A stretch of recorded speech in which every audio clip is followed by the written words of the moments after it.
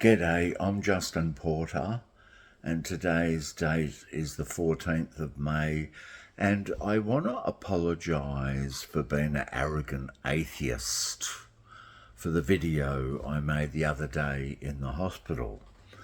I was in the hospital waiting for Nicole to get her colonoscopy.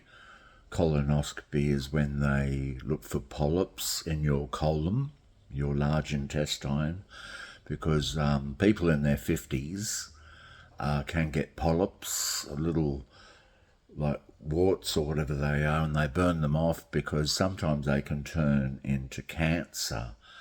Now with Nicole, they didn't do the colonoscopy. They didn't do her colonoscopy because it means they have to put you under a general anaesthetic, and they said her heart was way too weak for a general anaesthetic. That's when you're totally asleep, and it was too dangerous to give her a general anaesthetic because her heart is so weak from her pulmonary arterial hypertension. It's what my wife, beautiful wife Nicole, has. Pulmonary arterial hypertension. Now, I came across as a bit of arrogant atheist the other day, and I'll tell you what, if I am an atheist, and if I was in an aeroplane with 100 other people and the aeroplane's going to crash, starts descending really quickly, I guarantee you, I would be praying. I would be praying. And the reason why I would be praying, because it's just in our human nature to be religious, turn to God, a higher power, somebody to save us when we're in trouble. And I have no qualms with religious people having religious beliefs. My beautiful wife Nicole believes that when she dies, and Nicole knows she doesn't have a lot longer to go, and I know my wife doesn't have a lot longer to go because the heart is getting weaker and weaker from her. She has extremely low, dangerously low blood pressure where she gets dizzy. She knows she doesn't have a lot longer, and I know she doesn't have a lot longer, and her hope of a paradise earth and seeing her dead mother again and having completely good health in paradise means everything to her. And I respect that. I respect people's hope of a beautiful paradise or heaven. You know, if you're a Catholic, you might believe in heaven. You're a Muslim, you believe in paradise. You're a Hindu, you believe in a better reincarnation. Whatever you believe in, that's wonderful because that gives you a hope. And I'm not against that. I never ever try to, I tell my wife, look, Nicole, if there's a God of love, I'm going to be in paradise with you, and you get to spend the rest of eternity with me, because if there is a God of love, do you really think he's going to destroy me for my skepticism? And the biggest gripe I have with religion is not people's hope of an afterlife and reunion with their dead loved ones, because I want that to be true. Don't get me wrong, I want it to be true. I need this to be true. I want it to be true, right? So I have no problem with that. My problem is condemning people because they're atheists or agnostics, or condemning people with a different religious view. When I was Jehovah's Witness, we would go door to door and we would get born-again Christians at the door. And the born-again Christians at the door would say, I'm a born-again Christian, I have a relationship with Jesus, I'm going to go to heaven. Now, we would walk away from that person's door and say, well, that person is going to die at Armageddon, right? Because they're not a Jehovah's Witness. That's the problem I have. When I was a Jehovah's Witness, I had a good friend who was a born-again Christian, and because I didn't believe in eternal hellfire torment, eternal torment in hellfire, he said that I was going to experience eternal hellfire in torment because I didn't believe in hell. And I didn't believe Jesus is God. I believed Jesus was the Son of God, you know. So I had a born-again Christian condemning me to a burning hell fire of torment. And along with atheists, and the other day I was listening to an Australian YouTuber who was saying that Pope Francis, the 266th Pope of Rome, who just died, is burning in a hell of torment because the Catholics teach a different doctrine than the Bible, you know. That's what I have a problem with religion. I don't have a problem with afterlife, a paradise, because if I was in that plane that was going to crash, I tell you what, I would be praying because I want it to be true. I want it to be true. You know, I have no trouble. So if I came, I didn't mean to knock people like arrogant, because atheists can be arrogant, you know. I'm still agnostic. I don't know. And there could be a paradise. I tell my wife, hey, if there's a God of love, I'm going to be in paradise with you because I take care of you. I love you. I'm not a bad person. I don't drink alcohol. I don't take drugs. I don't swear, right? I don't gamble. I look after my wife. I work hard. I'm a law-abiding citizen, right? Now, if there's a God of love, I'm going to be in paradise with her. And if I'm not in paradise with her, well, you know, is that really a God of love, you know? And I don't want to go into that, but I don't mind people's religious beliefs. If you're a Catholic, you believe that when you die, you're going to walk on streets of gold in heaven with all your dead loved ones and Jesus. That's beautiful. You're Muslim, you're going to believe you go to paradise. If you're a Hindu, you believe you're going to come back as a better reincarnation. That's people's religious belief. I have no troubles with that. But when they condemn, when religious people condemn someone from a different religion, like I did as a Jehovah's Witness, you know, and I know, and now I want to come back on Nicole. Now, I know Nicole doesn't have a lot longer to go on this earth, and neither do any of us really. I'm 64. I know I don't have a lot longer to go. I don't know if I'm going to go to 70 or 80, but in the Bible, in the book of Psalms, Psalm 90, it says the days of our life are 70 or 80 years. That's in Psalm 90. The days of the years of our life are 70 or 80, right? Because of special mightiness, 80. So if you get to 80, that's special mightiness. So the Bible mentions 7 decades of life, you know. Now, I came up with a nice illustration about death and the shortness of life. Back in the year 1880 in Victoria, Australia, there was a guy called Ned Kelly. Now, Ned Kelly got hung in the year 1880 at the age of 25. Ned Kelly was born in 1855. Now, the day they opened up his cell door in the jail and said, "It's time, Ned, it's time," Ned Kelly knew he was walking to the gallows and walking to his death. Now, I don't know how long it took Ned Kelly to walk from his prison cell to the hangman's noose.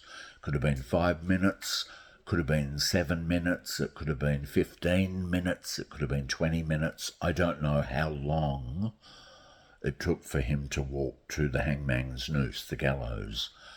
But when Ned Kelly got out of his cell and walked to the gallows, the hangman's noose, he saw flowers, and he said, "Aren't they beautiful flowers?" He was awestruck by the beauty of the flowers. And apparently the last thing Ned Kelly said before he got hung was, "Such is life, such is life." And when they put that hood over your head, you know that's the last thing you're going to see. And all you see is the memories that flash by you, the life that you had. That's for all of us. Now, we're all in Ned Kelly's shoes. The day we're born, we're going to die. We're going to walk to that hangman's noose slowly. May take 50 years. Nicole's only 52. I'm 64. It may take 70 years. You may take 80. May take 15 years. We don't know how long you're going to live. And so the thing is, enjoy life, because it's only short, it's only brief. And I want to apologise for coming across in the last video as an arrogant atheist. Because apparently, it's funny, you can get like that. You can get a bit arrogant. So, of course, there's no God. 100% sure there's... No, that's wrong of me. I should be more like, well, maybe I don't know. And if I was on the plane, I was going to crash, I would be praying with all the Christians and the Muslims and the Hindus and the Buddhists and the born-again Christians and the Jehovah's Witnesses, the atheists. We'd all be praying. I would too, because I believe that God is a reflection of what we want and what we fear, and we want a loving parent. We want a loving future.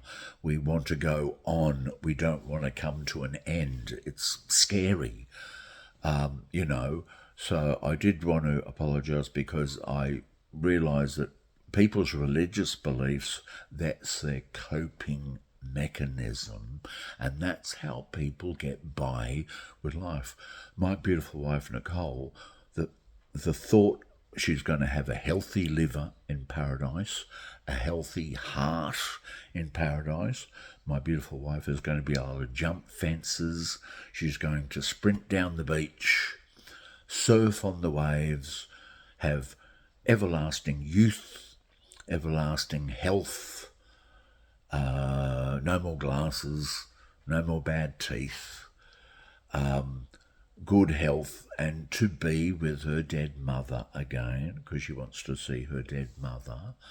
And that's her hope, and it sustains her religious belief, sustains her, and I get it 100%. I want it to be true. And the other day I was walking past the Jehovah's Witness cart, because I'm a window cleaner.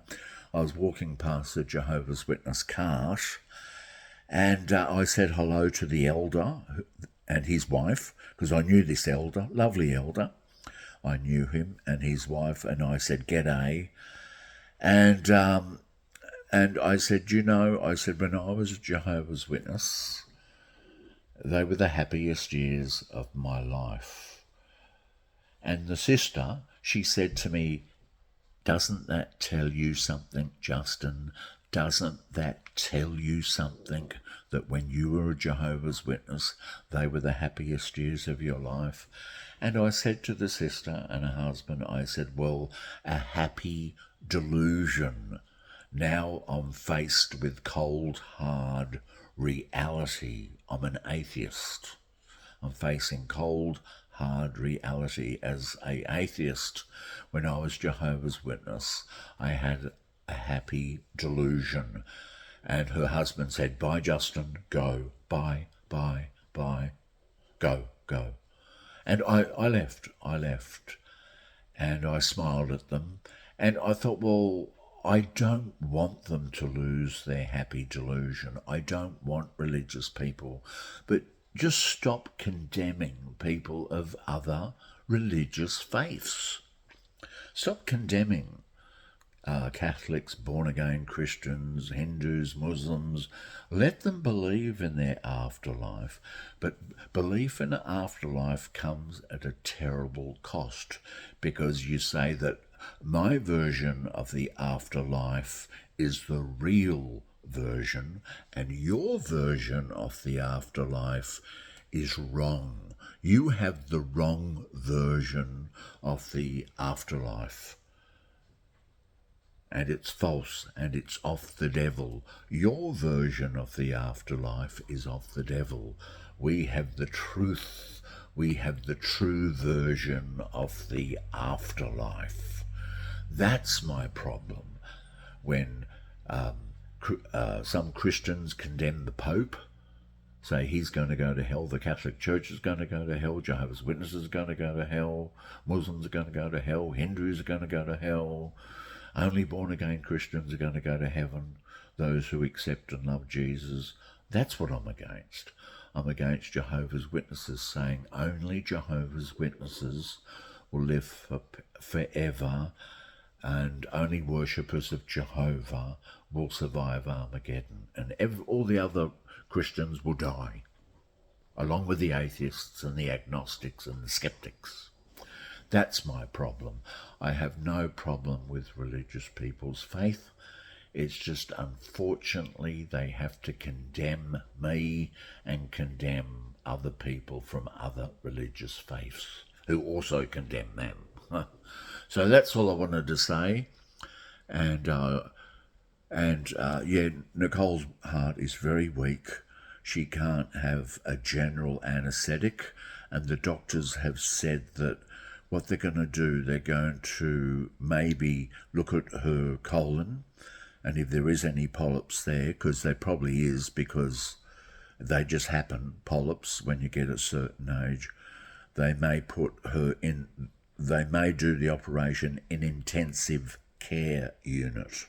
In the intensive care unit, because they said they can't give her a general anaesthetic, because her heart may very well give out, because her heart is really weak, and I have a horrible feeling that Nicole doesn't have a lot longer to go, and hopefully I don't have much longer to go too, because I think her death will crush me, and I don't think my heart will live without my beautiful wife.